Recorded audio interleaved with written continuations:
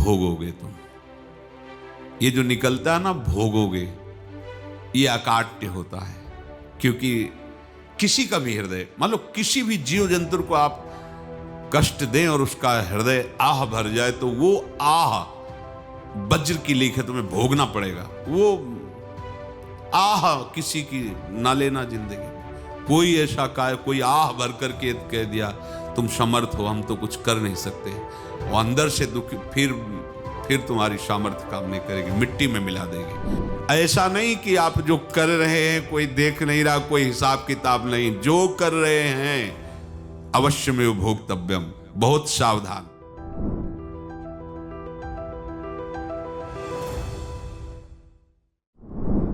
जीव स्वयं नित्य निरंतर कर्मों के जाल को रच रहा है और अपने आप को बांध रहा है।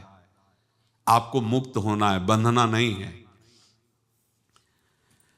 जीव का जन्म कर्मों के अनुबंध से होता है, कर्मों के बंधन से होता है, और उसको अपना ऋण चुकाना होता है। कर्मानुबंध ये बहुत सूक्ष्म विषय है। जैसे आप जिस परिवार में जन्म लिए हैं, तो उस परिवार के लोगों से आपका ऋण है, इसलिए उसी परिवार में आप आए हैं। और ऋणानुबंध, उसको बिना चुकाए या बिना वसूल किए आप वहां से जाएंगे नहीं। आपको लेना है तो वसूल करना है, और देना है तो चुकाना है। ये पूर्व के जन्मों से निश्चित किया गया है। जैसे किसी के यहां पुत्र हुआ, जन्म से ही पैसा खर्चा शुरू हुआ, जो बड़ा हुआ तो उद्दंडता के द्वारा मार पूरे परिवार को क्लेश पर क्लेश देता चला जा रहा है। ये तुम्हारे कर्म का फल है। या ऐसे शक्तिहीन बुद्धिहीन ऐसे पागल पूरे जीवन सेवा करो, तुमसे अपना हिसाब चुकाने के लिए वो आया है। अब परिवार के जो सदस्य जुड़े आके, मतलब पत्नी आते ही पूरी हृदय में आनंद, परिवार में आनंद, और जीवन भर वो आनंद ही सुख देने के लिए उसका जन्म हुआ। वो अपना ऋणानुबंध मुक्त, और आते ही भयंकर क्लेश खड़ा कर दिया, बीच में दीवाल और झगड़ा वैसा, फिर अतरे दिन मारपीट शुरू, कलह अशांति, पूरा जीवन नरक हिसाब करने आए। यहां ऋण चुकाए बिना कोई जा नहीं सकता, ऋण चुकाना पड़ेगा। किसी का ऋण वसूल करना है तो किसी को ऋण चुकाना है, दोनों काम करने होते हैं। अनेक जन्मों में अनेक लोगों के साथ हमने जो बर्ताव किए हैं, अच्छे या बुरे, वो होंगे। अब किसी आदमी को हम जानते नहीं, अचानक मिला, अचानक टक्कर लगा और मार पीट गाली गुप्ता सब कर दिया, चुपचाप सह लो। क्यों? ये आपका हिसाब है, पूर्व का हिसाब। हमारा उससे कोई द्वेष नहीं, कोई संकल्प नहीं। अचानक घटना घटी और हमसे द्वेष करने लगा, हमें पीटने लगा, हमें गालियां दे, ये हिसाब है, चुपचाप सह जाओ। अपने घर का भाई ही भारी दुश्मन बन गया और क्लेश, हिसाब है। एक प्रभुदत्त ब्रह्मचारी जी की वाणी में पढ़ा था, एक महात्मा जी भ्रमण करते थे, तो उस समय असरफियां चलती थी, मोहरे असरफियां, तो उनको भेंट में देते लोग। तो या तो ठाकुर सेवा में लगे तत्काल, या संत सेवा में तत्काल लगे, उसका संग्रह करके डोलना ये ठीक नहीं है बैरागी के लिए, सिद्धांत में ये ठीक नहीं है।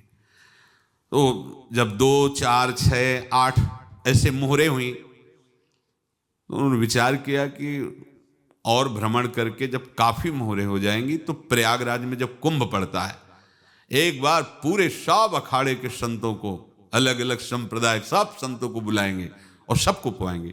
अब साधु है तो यही विचार करेगा, और क्या विचार करेगा। तो उन्होंने ऐसे डंडा बनवाया, बेंत, जो ऊपर से चूड़ीदार और भीतर पोला, और मोहरे उसमें डालते गए। और भ्रमण, जहां जहां श्रद्धालु भगत थे सबके यहां जाना, और इच्छा रखना कि एक मोहर तो दे दे दक्षिणा में।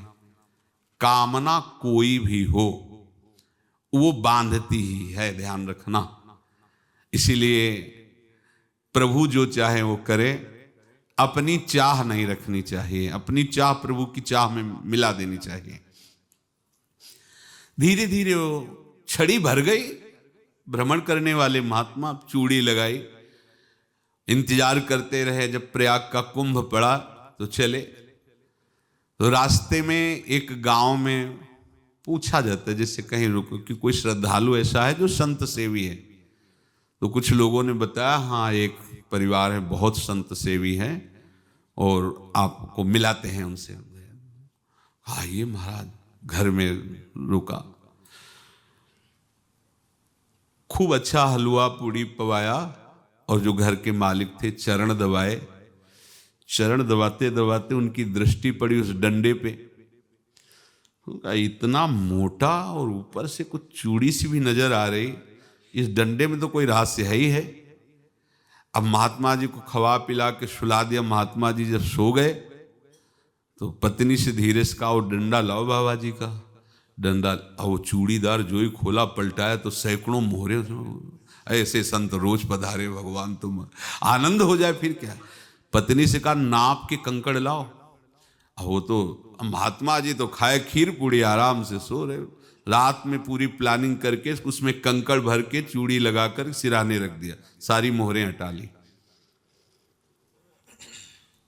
महात्मा जी आराम से छड़ी उठाए तो वजन पक्का। वैसे बड़े लोग चतुर होते हैं, पर ये नहीं जानते कि कर्म कितना भयानक होता है। और उनकी कोई संतान नहीं थी, पर धन में इतना प्रेम उनको था। बहुत सावधान। साधु महात्माओं के पास जो अर्थ है, गृहस्थी अगर आता वहीं से है, पर अगर उसको जोर जबरदस्ती या किसी छल कपट से, तो वो उसका विनाश ही करता है। आज तक का प्रमाण है। अब उनको ये भाव पता नहीं होगा, या पता होगा तो लोभ के कारण वो उसको मान नहीं पाए होंगे। महात्मा जी गए प्रयाग में, किसी अखाड़े पर रुके और वहां प्रार्थना की कि कल जो है संपूर्ण अखाड़ों का निमंत्रण किया जाए और सब संतों को भोग पवाया जाए और उनको दक्षिणा भी दी जाए। महंत ने सोचा कि बहुत बड़ा है तो उत्सव है, क्योंकि प्रयाग में कितने हजारों संत महात्मा सब। तो उनका, महाराज बोरों इसमें चीनी और टीनों घी लगेगा, सब व्यवस्था। बोले आप मंगाइए, एक एक हिसाब हम करेंगे, हमारे पास सब व्यवस्था है। बोले कुछ तो पहले दे दो, वो इकट्ठे देंगे हम। उनको था कि अगर हम छड़ी खोला और दो चार मोहरे दी, किसी को पता लग गया तो गड़बड़ हो सकती। बोले हम भंडारे के समय आखिरी में सब कुछ आपको दे देंगे। ठीक है। वो अपने पास से पैसे लगाकर खूब जितना सामग्री सब लाए, लाखों की, और सब संतों को निमंत्रण कर दिया। संत जन निमंत्रित हो गए, भंडारा बन रहा है। तब वहां के महंत है और उनका देखो भंडारा भी बन रहा है, संतों को निमंत्रण। अब आप अर्थ की व्यवस्था कीजिए, क्योंकि इतनी बड़ी हमारी सामर्थ्य नहीं थी जितना हमने किसी तरह हमने व्यवस्था की। अब मुझे अर्थ चाहिए, तभी आगे की व्यवस्था बढ़ेगी। संतों को दक्षिणा देंगे और जिनसे अर्थ लिया उनको दे। देखो रसोई बन गई है सब। उनका छत में विश्वास नहीं तो ये अभी चूड़ी खोली। उनको तो था ना कि मोहरे हैं, कंकड़। तो जैसे कितना उनको सदमा लगा होगा। हजारों संतों का निमंत्रण, रसोई बन, मतलब संत हो के छल कपट। तो उनका, महाराज आपने तो हमारा नाश कर दिया, जो महंत थे। अब बताओ, रसोई बन गई, संत निमंत्रित हो गए और आप ये कंकड़ दिखा रहे हैं हमको। आपने तो हमें बर्बाद कर दिया। हमारी इतनी सामर्थ्य नहीं थी, आप पहले बता देते। संत होकर ऐसा छल कपट। अब वो बोले तो क्या बोले, क्योंकि उनको पता था कि मोहरे हैं इसमें। अंदर से उनका चिंतन गया उसी सेठ के पास, अच्छा ऐसा धोखा हमारे साथ किया, भोगोगे तुम। ये जो निकलता है ना भोगोगे, ये अकाट्य होता है। क्योंकि किसी का भी हृदय, मान लो किसी भी जीव जंतु को आप कष्ट दें और उसका हृदय आह भर जाए, तो वो आह वज्र की लेख है, तुम्हें भोगना पड़ेगा। वो देखो भीष्म जी को भोगना पड़ रहा है ना। सांप को ऐसे धनुष की नोक से उठाया और बंबूल के कांटों के ऊपर फेंक दिया, कई दिन तक शेदा हुआ, वो आह भर करके मरा। तो आपको 6 महीने बाणों की सैया पर आह किसी की ना लेना जिंदगी में। कोई ऐसा कोई आह भर करके कह दिया तुम समर्थ हो, हम तो कुछ कर नहीं सकते, और अंदर से दुखी, फिर तुम्हारी सामर्थ्य काम नहीं करेगी, मिट्टी में मिला देगी। फिर ये तो संत थे और भगवत आराधना के लिए, संत आराधना के लिए ही ऐसा किए हुए थे। अब इनका कैसे मुंह दिखाएं, अब क्या करें। सुबह संत जन आएंगे, सबके बीच में हमारी कि देखो इन्होंने, अब क्या करें। गए और संगम में जाके छलांग लगाई, अपने प्राण त्याग दिए। अब उनके तो पास मोहरे थी और व्यापार बढ़ा, और 9-10 महीने बाद ही लड़का हुआ। अब तो उनको कि संत फलीभूत हो गया, देखो व्यापार चल रहा, लड़का नहीं होता था, लड़का भी हो गया, बड़ा आनंद छा रहा है। जब से वो प्रकट हुए और धन की वृद्धि शुरू हो गई, पढ़ाई लिखाई में उनके खर्चा हुआ सब, बस बीमारी शुरू हो गई उनके शरीर में, अब उसमें पैसा जाना शुरू हुआ। इतने आसक्त तो वो दोनों हो गए कि कुछ भी हो, व्यापार ठप, संपत्ति बेचना शुरू। तो उन्होंने कहा कि बेटा मैं क्या कर सकता हूं तुम्हारे लिए। बोले हमारी अंतिम इच्छा है प्रयाग चलो, और जितने प्रयाग में संत महात्मा सबको एक बार भंडारा करवाओ, हमारी इच्छा अंतिम है, क्योंकि अंतिम यही इच्छा थी। तो बोले अब ज्यादा संपत्ति तो नहीं रह गई, तो बोले घर बेच दो, मेरे लिए ही तो है, बेच दो, मुझे लगता मैं बचूंगा नहीं, पर मेरी अंतिम इच्छा पूर्ण कर दो। घर बेच दिया, जेवर बेच दी। वहां गए, जब संत सेवा की तो बोले मुझे संगम तक ले चलो। संगम तक ले गए और बोले समझे तुम चुराए थे और हमने उसको छीना है, कुछ नहीं रह गया तेरे पास कुछ, अब केवल ममता और आसक्ति में जल कर मर और नरक प्राप्त कर। मैं वही महात्मा हूं जिसकी तूने मोहरे ली थी, शरीर छोड़ दिया। महात्मा को जन्म लेना पड़ा और इनको दुर्गति भोगनी पड़ी। ऋणानुबंध होश में, ऐसा नहीं कि आप जो कर रहे हैं कोई देख नहीं रहा, कोई हिसाब किताब नहीं, जो कर रहे हैं अवश्य में भोक्तव्यम, बहुत सावधान। अनेक जन्मों में अनेक लोगों से जो कुछ लिया दिया है, इस लेने देने को मिटा देने के बाद ही तुम मुक्त हो गए। इसीलिए एक उपाय है, लेना न देना मगन रहना। क्या?